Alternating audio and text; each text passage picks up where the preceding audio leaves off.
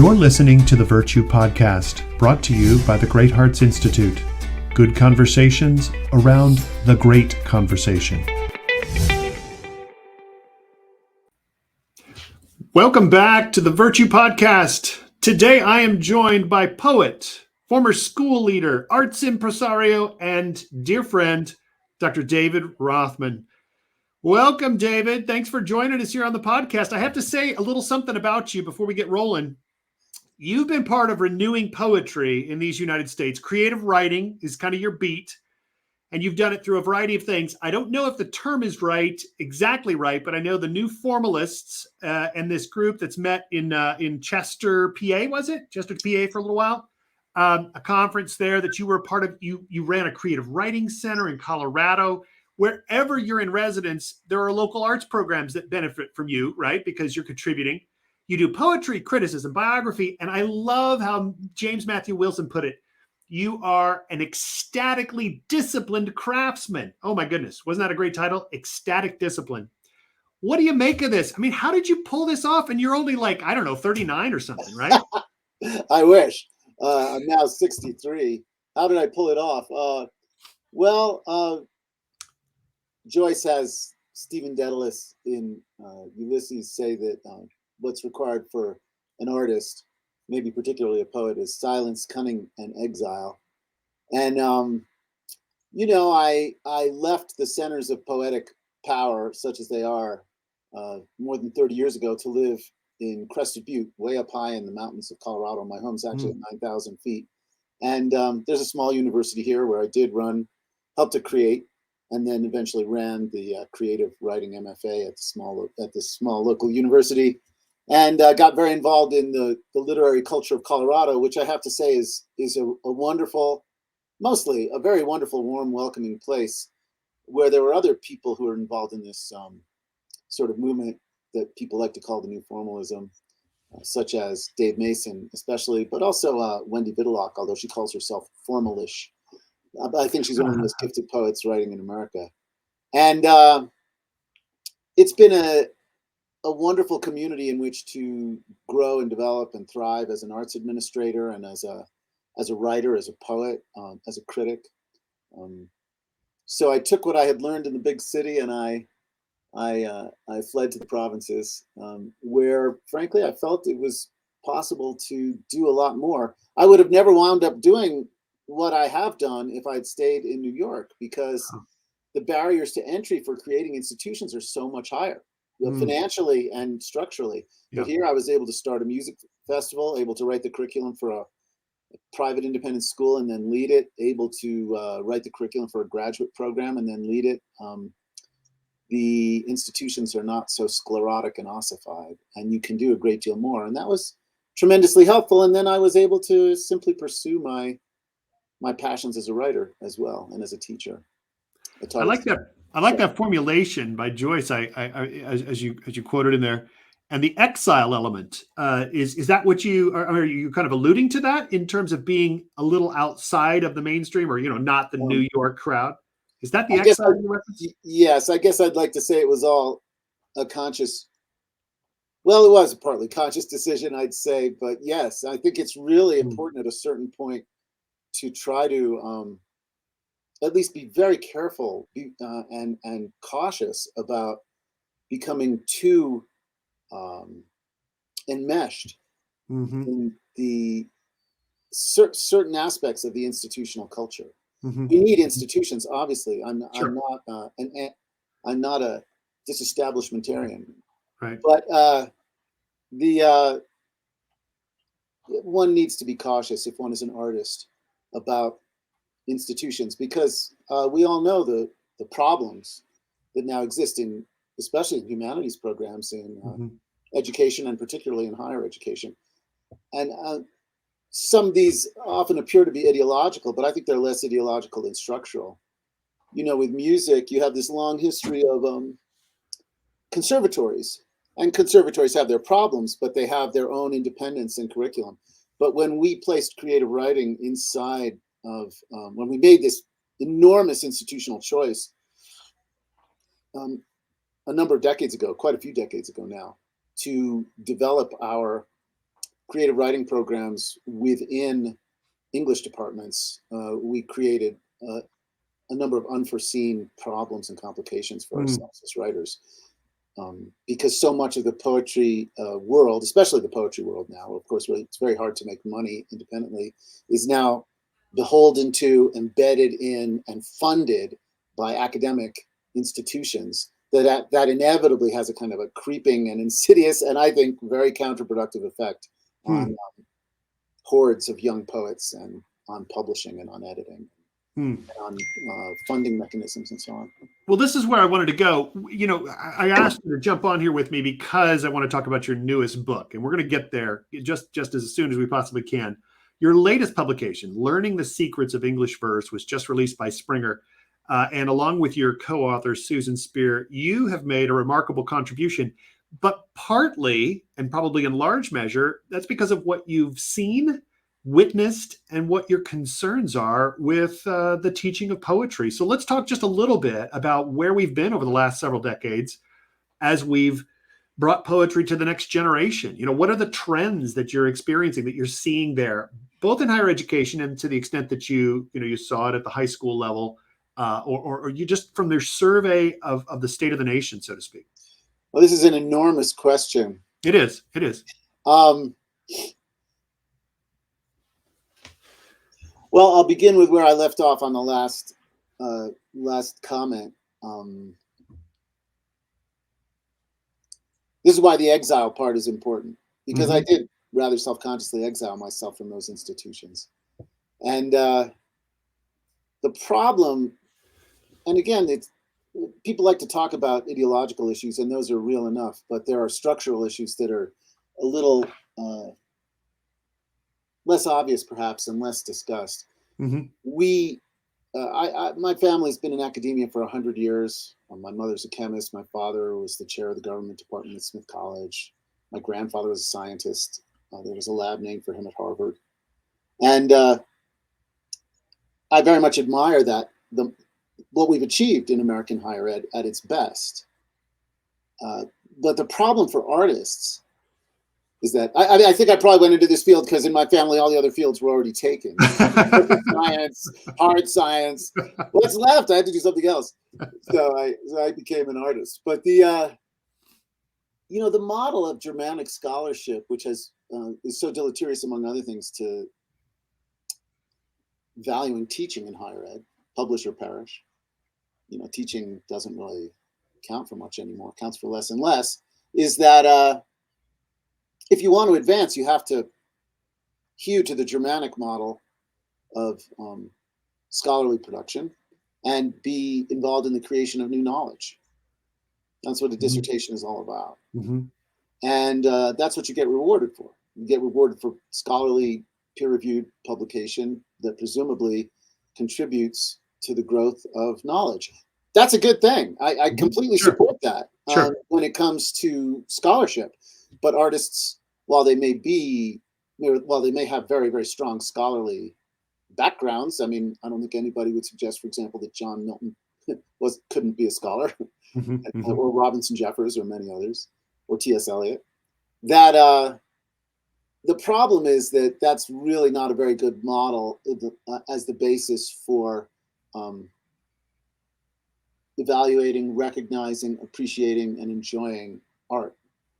So what has happened, I think, over the last 50 years especially, but really going back even a little further than that, going back as far really as the New Critics, perhaps, is that the literary world has somehow felt compelled by the prestige, the prestige hierarchy that exists in higher education to create a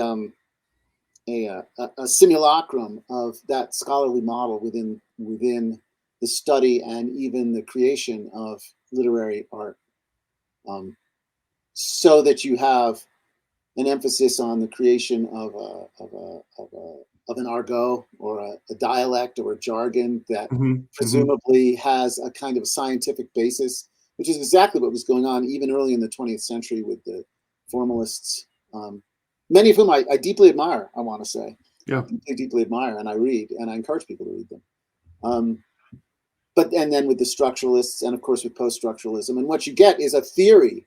We can't have mere enjoyment and delight in literature. We have to have a theory. We have to have a method. We have to have a structure. Mm-hmm, mm-hmm. And this is we have to have difficulty, as T.S. Eliot long ago said. Modern poetry must be difficult. And this sort of spills over eventually into the art itself, because if you get rewarded not for making beautiful things, but for appearing to be highly intelligent and creating new knowledge, and that's the model of the entire institution around you. That's the model in the economics department and the chemistry department and the government department and the philosophy department and so on and so forth.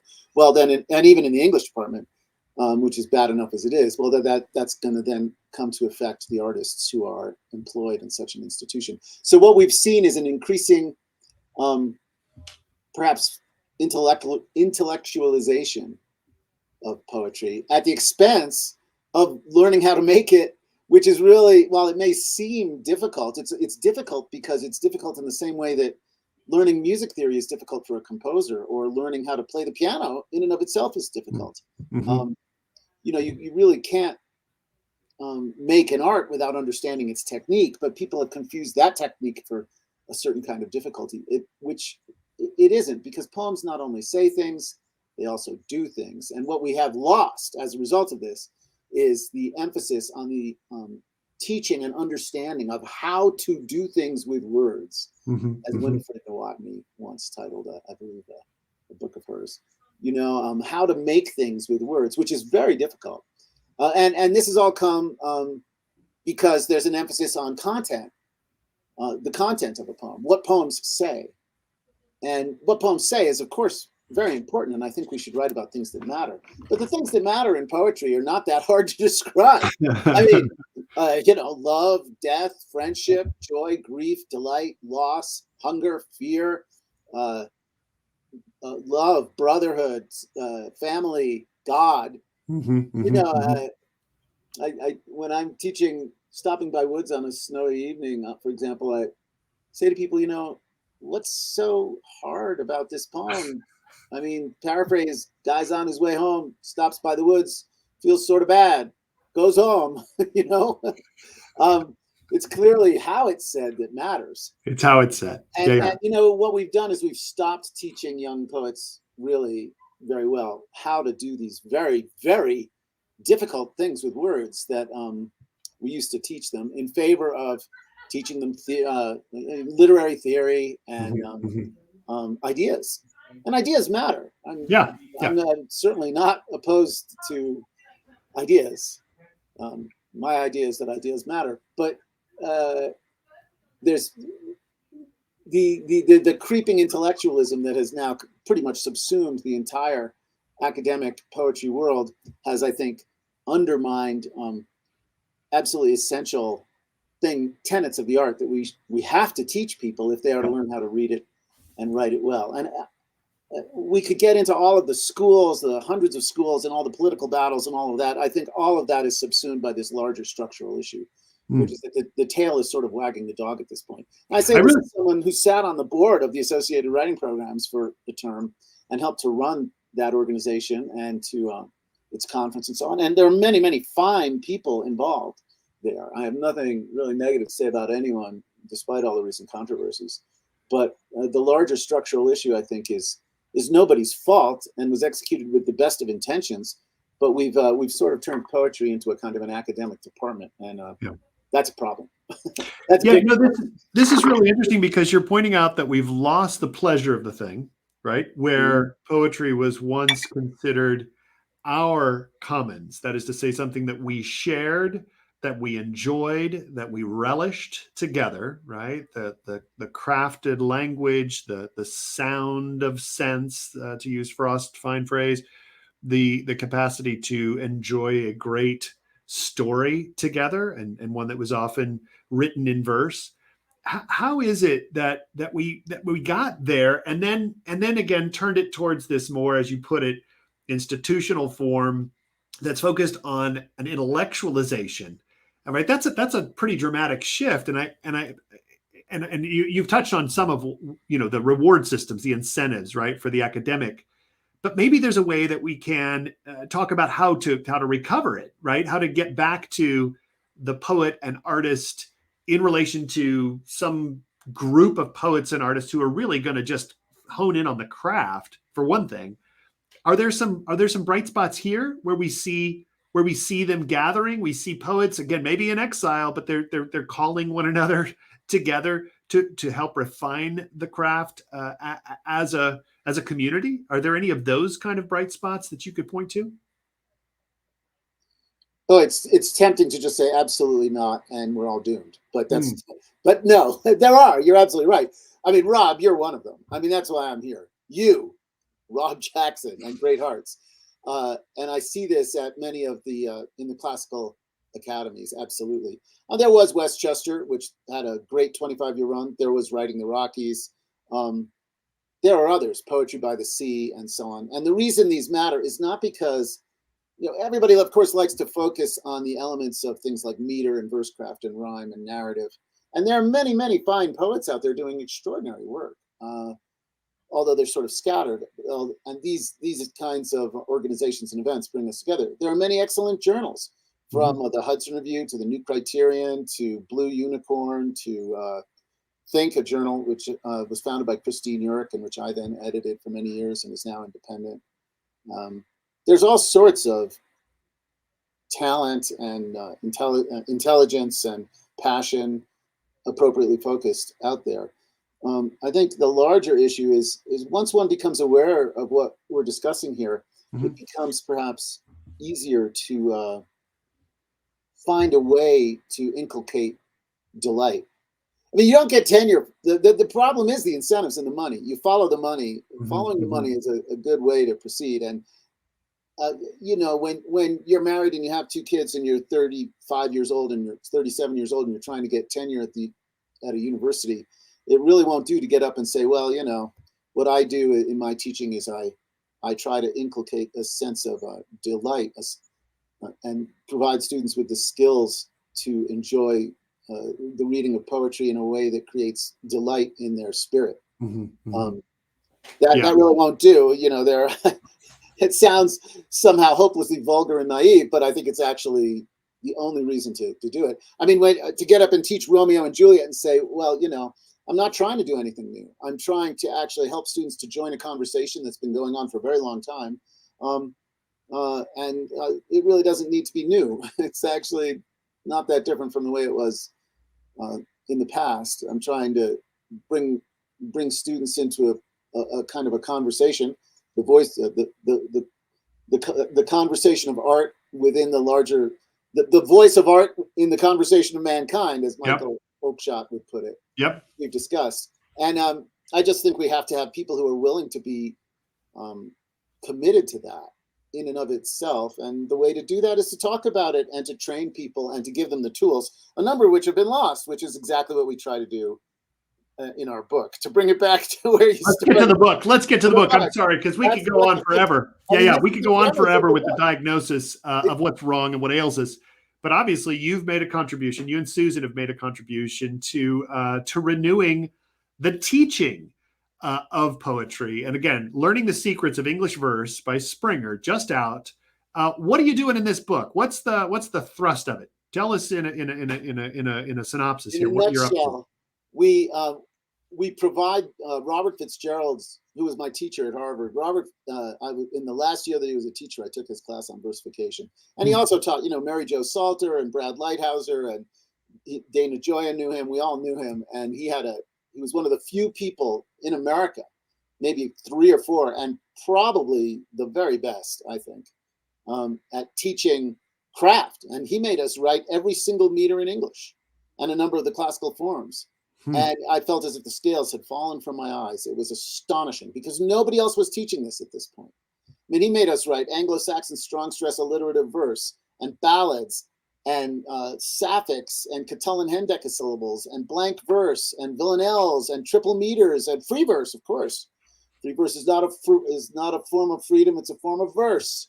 And much of this has been lost. And when it's taught, it's not taught in a systematic way. And to walk into a classroom and tell people to write blank verse, bang, off the bat is sort of like saying today, I know this is your first class, but today we're going to write a sonata, a music class. It just doesn't work. It's you set people up for failure. So what the book does is it takes all the meters of English, all the major meters, and introduces them more or less historically, just as Fitzgerald did, but obviously with our own take on it. And then in the second half of the book, we do something that hasn't been done in a very long time in any book, which is we teach all of the stanza forms, not the lyrical forms. We don't do the sestina and the villanelle and the sonnet. Okay. Those are all very important, but there are in fact a lot of books that go through at least the formal characteristics, the stanzaic characteristics of those poems, if not the meters. But we teach couplets, terzerima and other kinds of tercets, quatrains, Venus and Adonis stanzas, which are 6 lines, and then Rhyme Royal, which is 7 lines, and Adavarima, which is 8 lines, and Spenserian stanzas, which are 9 lines. And we actually end with the Eugene Onegin stanza, which is 14. And so what the book really, and there's a lot of scansion, and we use the Fitzgerald system, which I don't think has ever been presented in a textbook before. Is that right? Wait, Fitzgerald never turned that into a formal guide or a primer? No, as far as I know, nobody, almost no one. I have never seen it presented in a systematic way. So in part, this is our homage to him. Yeah. And then we, of course, make it our own. I mean, Fitzgerald was a monster as a classicist, obviously, and I am not. I have what they used to call schoolboy Latin, and a small Latin and less Greek. Yeah, right. To coin a phrase. But it's not intellectually really difficult. It is technically, we hope, very thorough and careful and well organized and scaffolded. Yep. So that one proceeds from one meter to the next. Because I don't know if Fitzgerald actually said this. Perhaps he did. In any event, it does seem, when you look at the history of the art in the language across, almost 1,000 years, that as new meters became popular in the language, they synthesized and drew upon what had been done previously. So if you simply introduce them historically and describe them, you then have built in a kind of both historical and structural curriculum to help people learn to read, and if they wish, to compose meter. And we don't claim to teach poetry. Really. We claim to teach verse. Yeah, this is interesting because if you were effectively apprenticed under Fitzgerald and you're recapitulating or reconstructing some of what you experienced with him in this text, do you think that a typical poetry teacher would be able to pick up your text and get to it? Can they reproduce some of this pedagogy around this structure? That is exactly the point. We have done our absolute utmost to indicate why we think this is important, although not in the kind of detail that I just laid out for you, simply in a more direct way. Sure. To say, this is just like any other activity, any other art. You can't run before you know how to walk, and you're unlikely to be able to. You can't dance until you know how to walk. Let's put it that way. Yep. And what we've tried to do is to scaffold it and make it serious but accessible as possible. Sure. And scaffold it in a way that makes sense. Another thing that we do that I think has never been done in the history of such textbooks, and I think I've read most of them, several hundred, is we include poems by the greats, of course, but we also, and Susan did this, she had me come down and teach in the Chatfield schools when she was teaching high school there. And we got permissions from the students to use their exercises. So we take these wonderful student exercises, which are absolutely charming and are about everything from playing basketball to an algebra test to eating lunch in the cafeteria and so on and so forth, or retelling of fairy tales. And some of them are absolutely wonderful, but of course they have mistakes and they're not perfect. And so they're about contemporary subjects by contemporary young people, and we scan them and talk about them, and we take them very seriously. And we hope that this is a way to help other students understand that, it is in fact okay to write about, what you had for lunch, or your upcoming math exam, or whatever it may be. And it also helps students by not presenting only stupendous masterpieces of world Sure, literature, sure. but also the charming, always occasionally slightly flawed exercises that people just like them did in response to these prompts. So yes, I hope the book, we worked very hard to make the book as accessible as possible. It's not a work of towering intellect. It's supposed to be a work that gives that uses the intellect to provide people with the means to create beautiful, interesting works of art. So, You know what I'm delighted in, of course, is that you're going to come back yet again next spring, February 23, to join us for what we're calling the Tradition Today. And this book, the book that you and Susan have composed, I just ordered my copy because it came out 2 weeks ago, so it's probably in backlog here.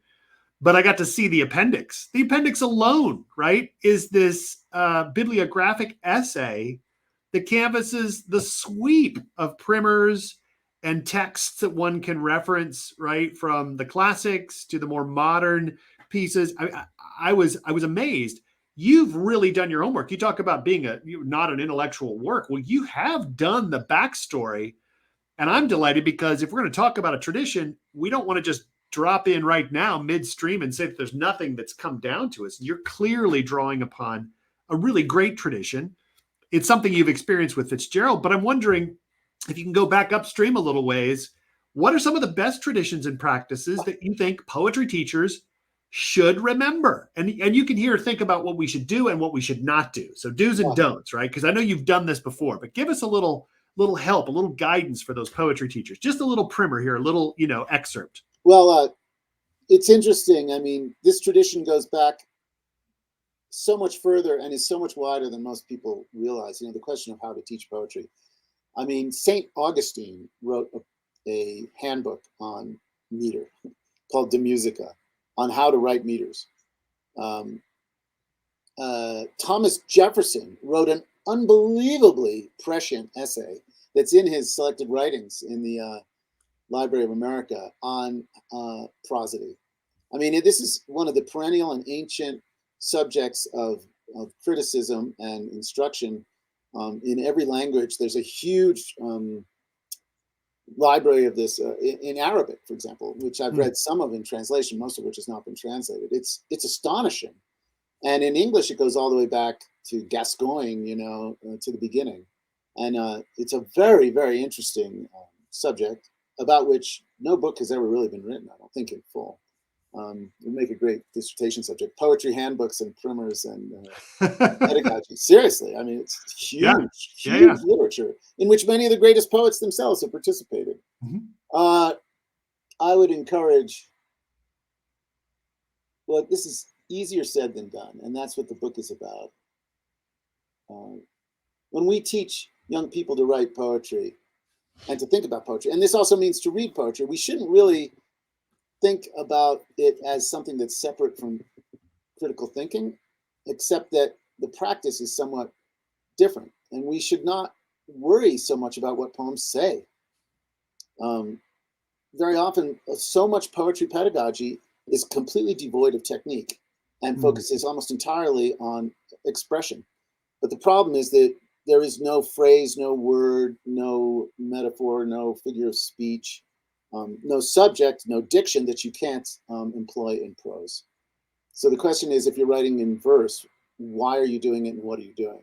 So what I really would encourage people to do is, first and foremost, teach people the joy, the beauty, the sensuous delight of and the music of verse. Because writing poetry isn't just about what you say. That's only one leg of the stool, and a stool can't stand on one leg. You have to have the others as well. I can't teach a student how to feel love or joy or grief. What I do is I tell them, please don't write about hot button social issues, and don't write about something that's so personal and painful that it overwhelms your ability to practice. You wouldn't And I approach it just like anything else we do. You know, if you want to be a musician, every day you play your scales and you play your arpeggios and you practice your Bach. And slowly over time, you get to a place where you can then become more inventive. With dance, I was married to my wife, you know, as you know, passed away a couple of years ago, was a very, very highly trained ballet and modern dancer. And every single day, every professional dancer starts with class and they go, you know, come to the bar, demi-plie, and you do the exercises. First position, second position, and you warm up and you do all these exercises. You don't simply say, well, we're going to begin by doing an interpretive dance. That's not what you do. You have to learn the same thing for any serious human activity. Yep. If we could just organize poetry the way we organize basketball practice, everything would be fine. You know, we're going to practice this kind of pass. We're going to practice that kind of pass. We're going to practice jump shots. We're going to practice, or soccer practice. You know, I mean, having students come in and say, now write about the slow, painful death of your mother from cancer, you know, I mean, that it just makes no sense. It's sort of like saying to a young music student, okay, we're putting you on the stage. Here's a violin, play Mozart. It's not how you do it. Right. You have to scaffold it and you have to develop it. And the thing that students have to learn is technique. They already know what it's like. At least they're trying to learn how to express what it feels like to be sad or to be happy or to feel love or to feel grief or to feel jealousy or rage or envy. Or that's part of being human. They've all got that. The hard part isn't what to say, really. The hard part is how to say it. How to say it. And that's what I would encourage people to teach. And you don't have to make it up. And if the exercises are just prose exercises, like use a metaphor or this is figurative speech or something like that, you know, that's not enough. It really is hard to learn how to write a sapphic, and it's worth it. It's really hard to learn how to write and scan blank verse, and it's worth it. It's really hard to learn how to write free verse. You know, the free verse is not a lack of rules or constraints. It's very constrained. There are multiple ways to do it. It's very hard to do it well, and it doesn't even make sense unless you have the rest of the scaffolding in place, because that's what it grew out of. That's right. Well, that's what's so important, I think, about your text as you just described it, and I'm really eager to dive in, is just how the language has evolved and in fact still contains or possesses within it all of these resources, right, that have come down these, right, and it's all packed in there, but you have to do the digging. You have to understand and teach the technique such that the student begins to observe and see why this particular selection, this particular word or phrase or formulation works, and the sound and the qualities of that language that convey as much, perhaps more than just a simple scan of syntax, right? Of the apparent meaning. The bottom line is that poetry, the reason poetry is distinguished from prose is because it's a different kind of composition. You don't compose it in the same way because you have to make, and the difference is verse. The difference is verse. Yeah. And in fact, prose, as we've discussed, etymologically is very interesting. The etymology of prose is pro versus. It's a verse. Verse, of course, means turn. Prose is a verse that only turns forward. Pro versus. It doesn't turn back. So even prose is a form of verse. And you know, it's all verse to start with. And as you know, in the beginning of every culture, in the early stages of every culture, theology, religious practice, history, philosophy, they're all expressed in verse. Prose are good. Some of my best friends are prose writers, really. I mean, it's some of them, you know, they're like. So there's no bias here. That's right. No, that's right. No. I love it. Well, our good colleague, friend Dana Joya, your good friend Dana Joya, will be joining us as well. He's recently written a number of essays. The one I saw from First Things this summer concerns the nature of, Christianity and poetry is the title, but he's really digging into the fact that, the biblical text itself, a third of it, right, is poetic. Why is this? As you say, in the early stages of any culture and its development, the poetic seems to be the natural modality. And it is because we're trying to express that which is ineffable, but we've got to strive, right? We're trying desperately. And I have an answer for that. I do. Yeah. Dana would not agree with me on this. Okay. I think, there would be points of commonality. I think that essay is excellent, by the way. I just read it. Everything Dana touches turns to gold, and he always does a beautiful job. I wish he would include. I wish he had a slightly broader definition that included more poets who wrestle or doubt, or are filled with doubt, who wrestle with God or are filled with doubt, because then I think there would be a wider range of poetry that could be called Christian that could be included. For example, I think Whitman is a Quaker-derived poet. I think that Robinson Jeffers is clearly a Presbyterian-derived poet, and they're both heretics and would be called such, but so is Milton for that matter. Yep, that's right. I thought for that matter, W.S. Merwin is the son of a Presbyterian minister, and he's a lapsed Presbyterian. Just as I don't have it certainly committed to memory, but it seems like he touched on this notion of a sort of the atmospheric, the milieu, right? The sort of religious milieu of culture that work through the lines of many of our great poets who are in fact unbelievers. But I'll have to go back to it, because that would be a serious omission that I think would constrain his argument far too much. I think you're right. I think the cultural milieu is one whereby biblical, religious, Jewish and Christian specifically, thought permeates the culture, has for centuries, and certainly the poets, be they heterodox or not. So, as usual, Dana sets the terms of the debate, and that's the main thing.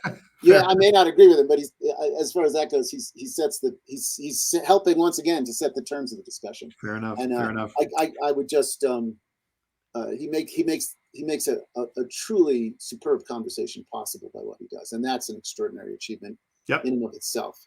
But in terms of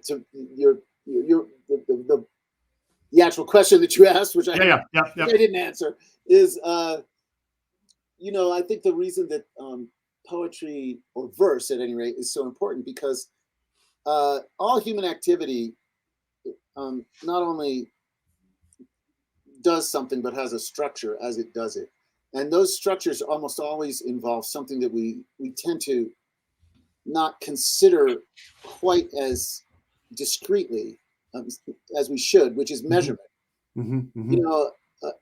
Dancers don't just move. It's not just movement, it's movement that is measured. A cuisine is not just ingredients, it's ingredients that are measured. Architecture is not just materials, it's materials that are measured. And the interesting thing about all verse systems, including that of the Old Testament in very, very interesting ways, are that they combine, and certainly obviously Greek and Latin, and Old English and every ancient language, is that they synthesize the linguistic faculty which is obviously one of the crucial foundational human faculties of the human mind, with the measuring faculty, which is not about words. And we all have this. I mean, I can't demonstrate it here because I can't write on this screen. But if you can imagine seeing the numerals 4 + 7 = 11, you there have something you can read, but that is not a language. I mean, because you could say it in French, you could say it in Chinese, or obviously Arabic, since we use Arabic numerals.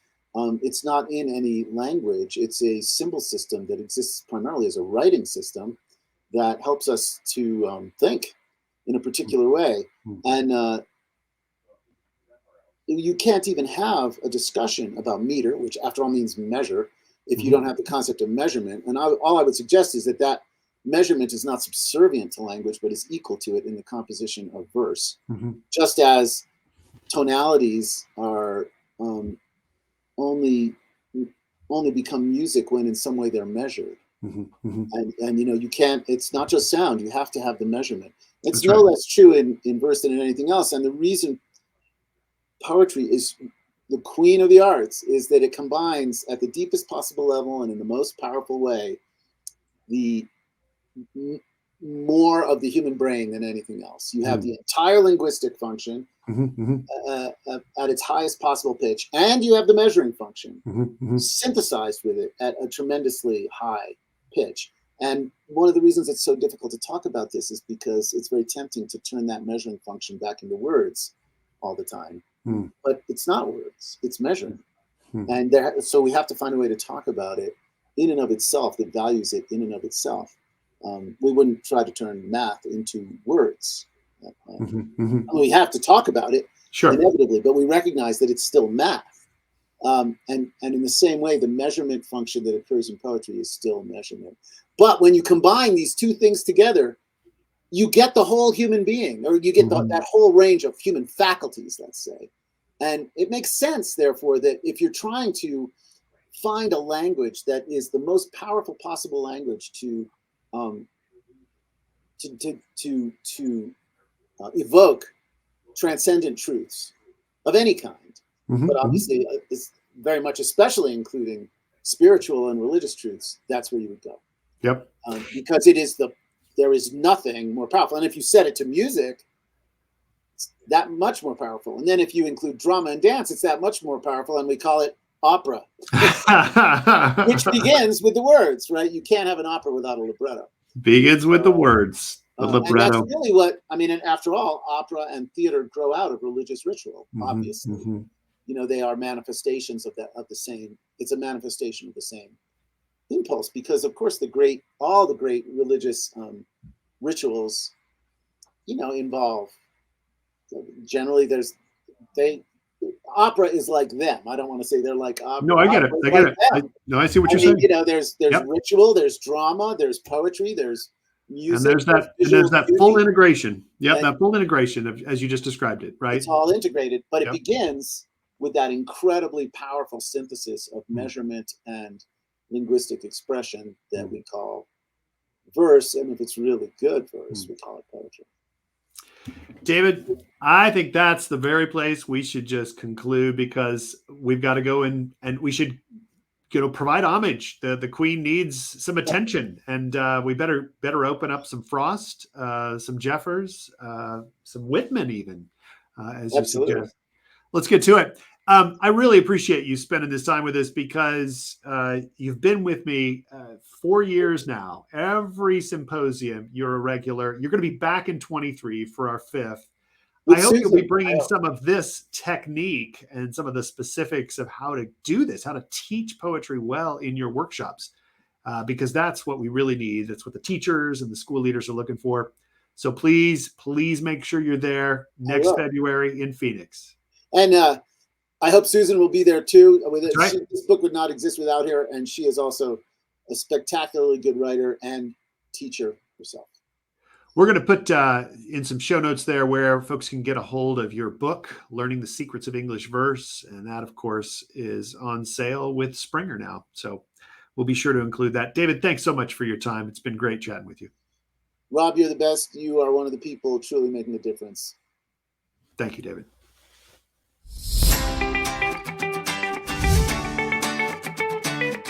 Registration for the 2023 National Symposium for Classical Education is now open. Join us February 22nd through the 24th in Phoenix, Arizona for 3 days of unsurpassed scholarship, professional workshops, and networking opportunities. For more information, visit www.greathearts.institute. Working together to renew the tradition.